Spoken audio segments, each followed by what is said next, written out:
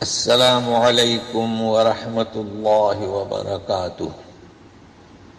Daily one page کے شعبے سے آج ہم پیج نمبر 317 سورہ طٰہٰ آیت نمبر 77 سے لے کر 87 تک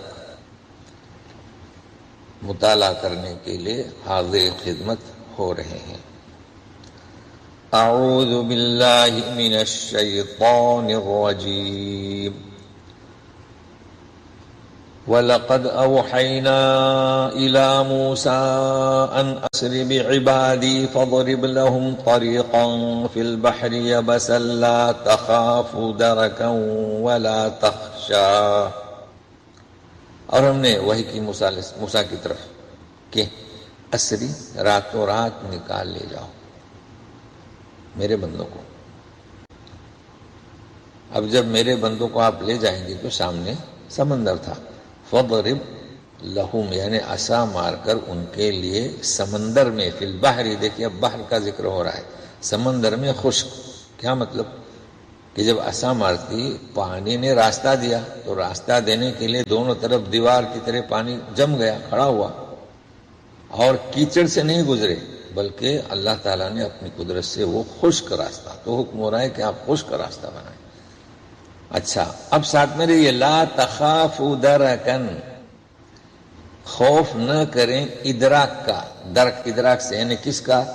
فرعون کے آپ کو پانے کا کوئی خوف نہ کریں اور نہ ڈریں۔ ولا تخشا، تخشا کے معنی ہم خوشی کے ڈرنا ہی کیا کرتے ہیں، لیکن مفہوم نے بتلا دیا تھا کہ ایک تو ہوتا ہے خشوع نماز میں اللہ تعالیٰ کی عظمت اور جلالت سے جو دل پر ہیئت کیفیت طاری ہوتی ہے، مگر یہاں وہ چیز نہیں ہے، یہاں ایک دوسرا پہلو ہے، اس لیے توجہ دیں بھئی یہاں کون سی ہیبت طاری ہو رہی ہے؟ تو حکم ہو رہا ہے کہ آپ پر کوئی روب طاری نہ ہو، تو ترجمہ کریں نہ ڈر ہو، تو وہ کون سا؟ وہ یہ ہے، مطلب یہاں پر ہر تخشا کو اللہ کے خشوع کے ساتھ نہیں جوڑنا ہے۔ جب داخل ہوئے بنی اسرائیل، کتنی اونچی وہ دیواریں ہوں گی، دیوار سے مراد پانی جو جم گیا وہ دونوں طرف، آپ سمجھ سکتے ہیں کتنی گہرائی میں ہوتا ہے سمندر، تو ان دیواروں کا، اس پانی کے جمے ہوئے دیواروں کا روب ہوگا کہ نہیں؟ جی، تو یہ کہا جا رہا ہے نہ اس کے فرعون کے آپ کو پانے کا ڈر خوف، اور نہ اور قسم کا آپ کو کسی سے روب یعنی ان دیواروں کا روب اور ڈر نہیں ہونا چاہیے۔ تو ہوا یہی کہ جب بنی اسرائیل سمندر پار کر رہی تھی تو فرعون بھی داخل ہوا۔ سنیے، فَأَتْبَعَهُمْ فِرْعَوْنُ بِجُنُودِهِ فَغَشِيَهُمْ مِنَ الْيَمِّ مَا غَشِيَهُمْ۔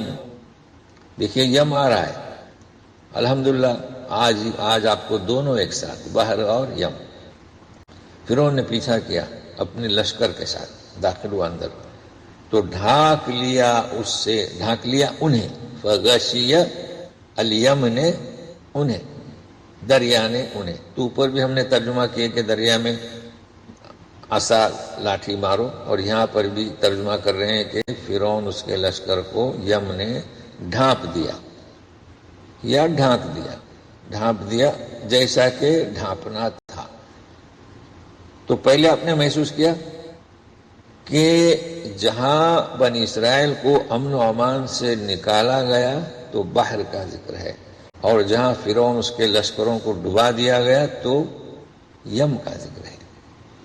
اچھا، کیفیت دیکھیے، تو ڈھانپ لیا یم نے جو ڈھانپنا تھا، اس کو ہم الفاظ میں پیش نہیں کر سکتے۔ اس کی وجہ یہ ہے کہ جب بنی اسرائیل نکل گئے اور فرعون کا لشکر جو ہے بیچوں بیچ اور دونوں طرف سے پانی مل گیا، کیا حالت ہوگی؟ جی، اس کا ذکر ہے۔ وَأَضَلَّ فِرْعَوْنُ قَوْمَهُ وَمَا هَدَىٰ، فرعون نے اپنی قوم کو گمراہ کیا اور راستہ نہیں بتایا۔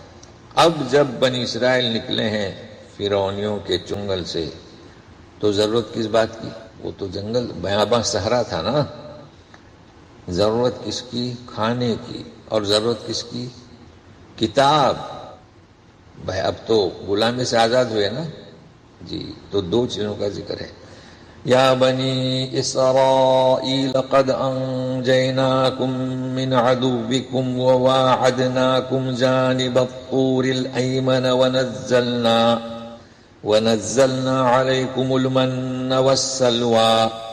بنی اسرائیل یاد کرو تم جب ہم نے تمہیں نجات دی تمہارے دشمنوں سے. ایک بات ہوئی. اور وعدہ کیا طور کی داہنی جانب، یعنی مقرر کیا ایک جگہ،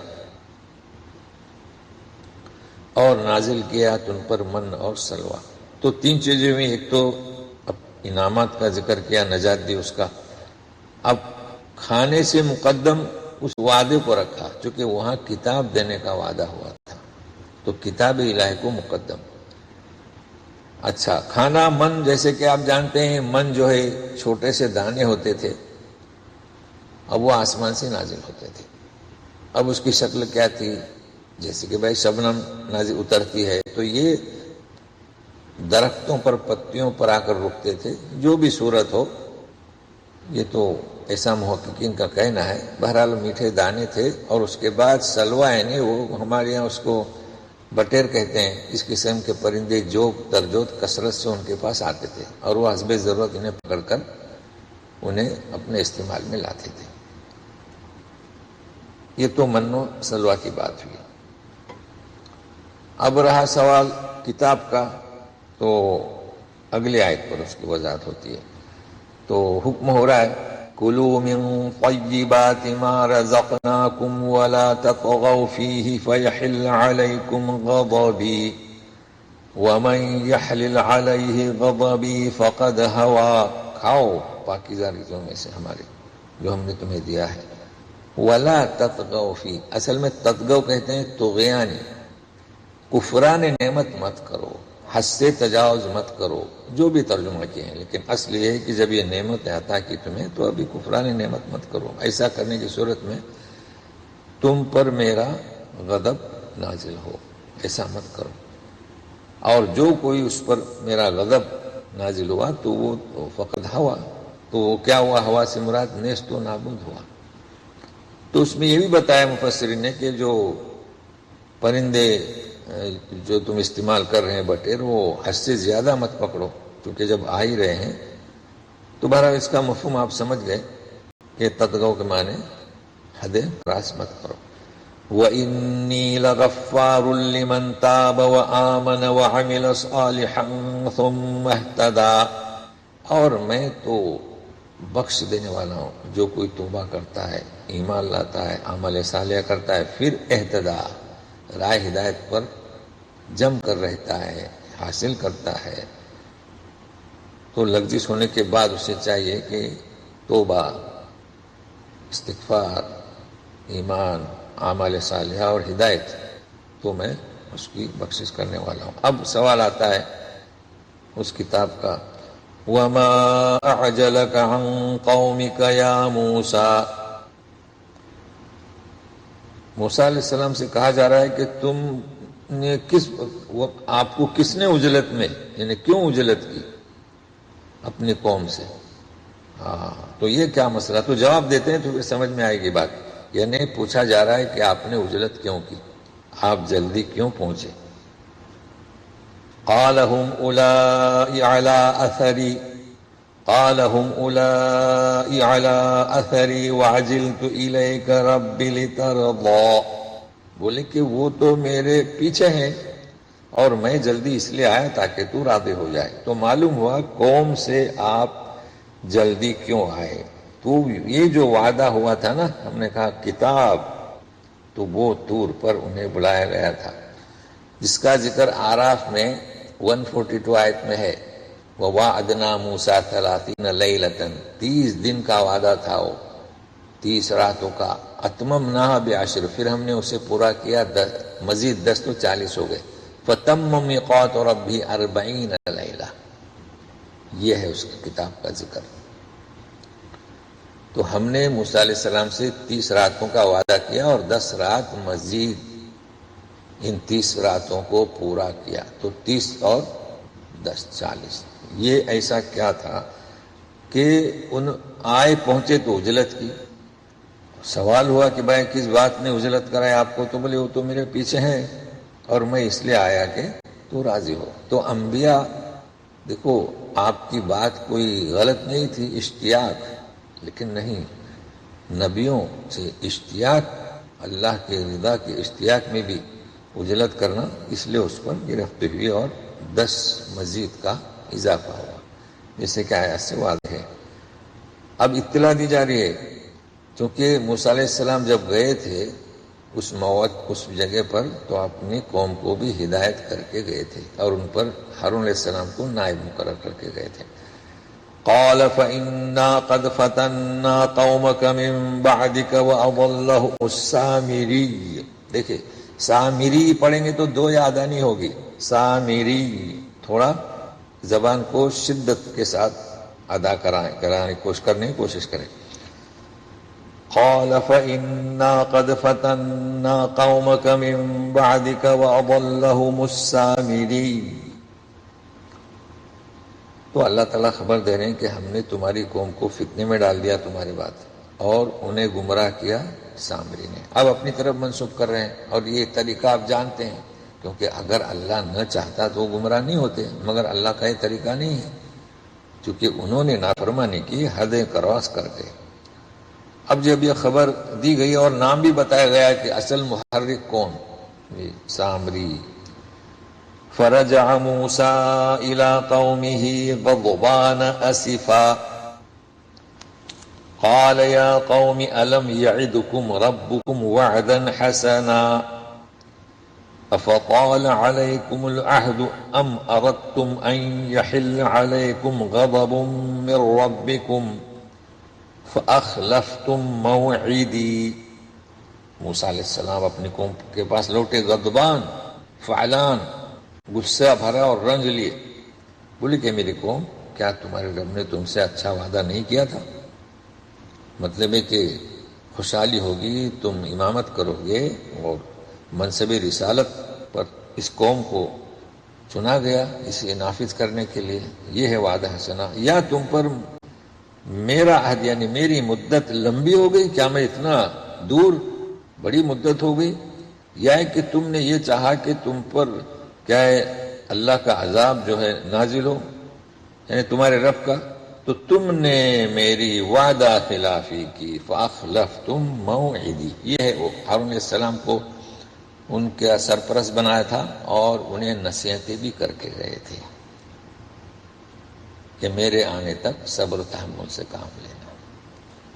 تو جواب دے رہے ہیں، قالوا ما أخلفنا موعدك بملكنا ولكننا حملنا أوزارا من زينة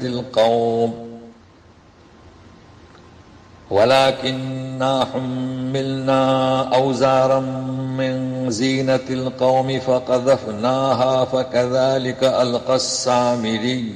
2 دفعہ آ رہا ہے سامری، سنیے، ہم نے بالکل وضاحت سے آپ کے لیے پڑھ کر بتایا ہے، دوبارہ سنیے، وَلَكِنَّا حُمِّلْنَا أَوْزَارًا مِّن زِينَةِ الْقَوْمِ۔ گرامر والے توجہ دیں، اصل میں یہ بھی من زینتن تھا، مگر قوم کی زینت، قوم کے زیورات۔ مضاف مضاف الیہ ہوتا ہے تو تنوین ساکت ہو جاتی ہے، تو جب تنوین گرا دی گئی، ساکت کی گئی، ہٹا دی گئی، تو ضرورت ہی نہیں ہے، تو 3 ہوا ہی نہیں۔ من زینتی تو نون کی ضرورت نہیں، جیسے دوسری جگہ پہ ہم بتاتے ہیں نا نلدی، اسے ذہن میں رکھیں۔ تو بولے کہ ہم نے تمہاری وعدہ خلافی نہیں کی ہمارے اختیار سے، بے ملکنا، لیکن ہمیں بوجھ ڈالا گیا قوم کے زیورات کا، یعنی ان کے پاس زیورات تھے، تو زیورات ظاہر ہے کہ پہلے کے زیورات جو آج کل کے جیسے نہیں تھے جی، وہ تو زیورات وزنی ہوتے تھے۔ فَقَذَفْنَاهَا، تو ہم نے پھینکا ان زیورات کو، ہا کی ضمیر، اسی طرح سامری نے بھی کیا، وَكَذَلِكَ أَلْقَى السَّامِرِي۔ تو یہ ہے، اب یہ قصہ اگلے صفحے پر آ رہا ہے، تو پھینکا کس میں؟ اس پر آگ دہکائی، اس کا بچڑا بنایا، تو اگلے صفحے پر۔ تو آج اتنا ہے، تو ہم نے جو بتایا ہے، مطلب اب کہ ابھی یادہ ہوا بحر اور یم کے معنی میں کیا فرق ہے، اور بھی مزید سنیں گے تو پھر پختہ ہو جائے گا. تو اسی طریقے سے بار بار، اور جو بھی تجوید اعتبار سے ہم نے بتلایا ہے، یہ نتل قوم گرامر بھی ہے اس میں، تجوید میں بھی ہے، اور اللہ تعالی ہمیں اور آپ کو توفیق دے، ہمارے ساتھ اس کی توفیق شامل حال رہے. تو کل تک کے لیے السلام علیکم ورحمۃ اللہ وبرکاتہ.